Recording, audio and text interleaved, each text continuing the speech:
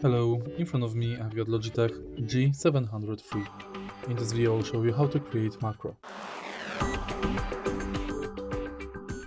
In the beginning, take a look at the Logitech G HUB. Select your mouse and go to Assignments. Enter Macros, and here you can create new macro. Name your macro, and now select type of macro you want to create. You can select no repeat, repeat while holding, toggle and sequence.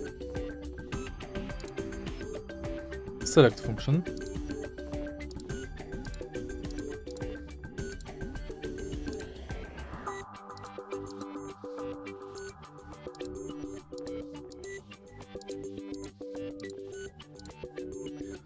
and in the end select save. And it's done.